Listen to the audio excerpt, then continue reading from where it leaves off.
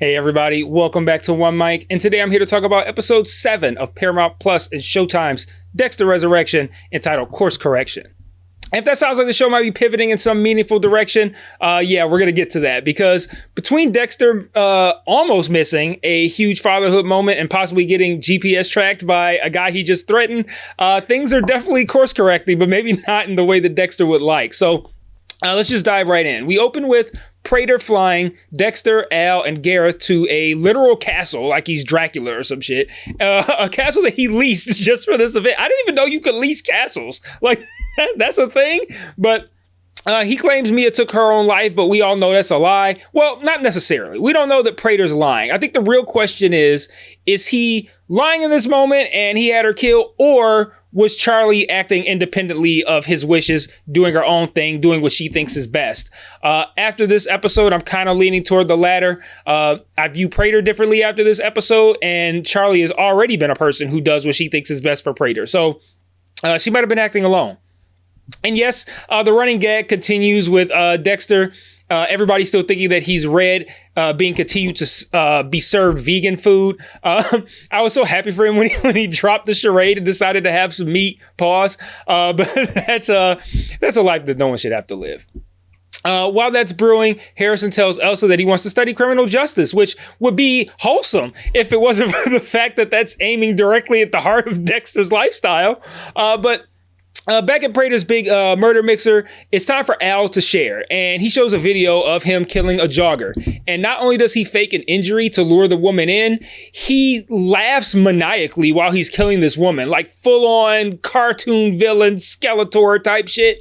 And you could see Dexter's internal kill switch being violently flipped from relaxed to murder. And then comes Dexter's turn, and instead of playing the role of Red, he walks a fine line talking about masks, about hiding the darkest parts of yourself from the world and how that isolation eats at you, and how it's nice to have somebody who you could be your full self with. It was unnerving, vulnerable, captivating all at once, until he drops a puppet joke to awkwardly cut the tension. Like, I appreciate the finesse there. Like, genuinely one of the best Dexter being Dexter scenes this season, combining the darkness with the awkward comedy. But Prader looked moved, and not just like I'm a fan moved, more like this is resonating with me very personally moved. Meanwhile, Claudette gets cornered by Batista, who's basically yelling, "Trust your gut," like it's a campaign slogan. And to her credit, she does. Like, Claudette reveals that Mia's fingerprints weren't on Ryan's watch, which is a surprisingly big miss on Dexter's part. You think after all these years and coming up with that good of a plan that he might have considered that. But after Dexter's share, him and Prader have a very informative one-on-one where Prader shares his origin story. So his parents were killed in a hit and run. We learned that in the interview earlier in the season. And when he wrote to the killer showed no remorse. And this prompted Prader to want to meet him in person for an explanation. And then that started his courting of serial killers that he does today. He then shows Dexter the original first letter that he received back from that killer, which is his first trophy. It's grim, but it does give some insight into his psychological profile. Then we pivot to Gareth, and man, this was a great sequence. Dexter reveals to Gareth that he knows that he has a twin, which Gareth tries to deny until Dexter flatters him into spilling the beans. Dexter envies that twin connection, something he never had with his own brother, and it gets Gareth to open up and share some of his secrets about him and how him and his twin pull off this whole murder thing. And it's a rare glimpse at Dexter's emotional life without him needing to kill someone to get there. But then he does kill someone to get there. Dexter flips the script and asks Gareth if it's true that one twin can feel the other twin's pain. Then he leans in and he's like, "Did you feel it when I drove my knife into your bitch ass brother's chest, you little hoe? I don't even like you. I kill bitches like you." I might be paraphrasing slightly, but that was the energy that Dexter brought to this conversation.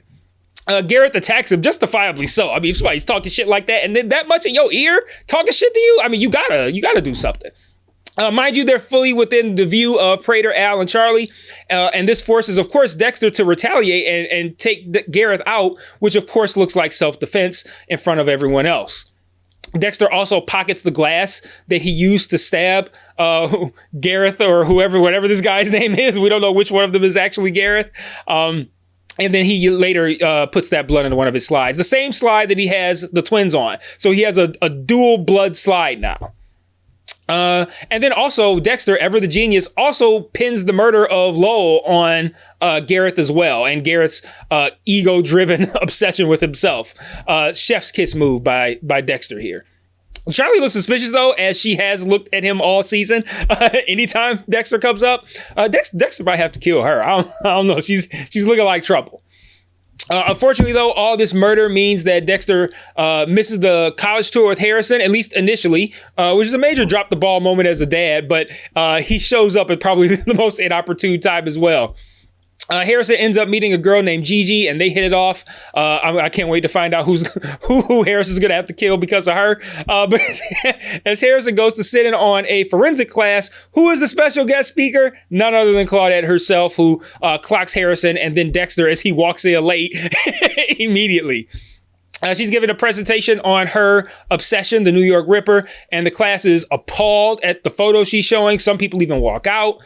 And then she plays a clip of the killer calling one of the victim's family members, I think it was a sister, and talking shit about how he killed the sister.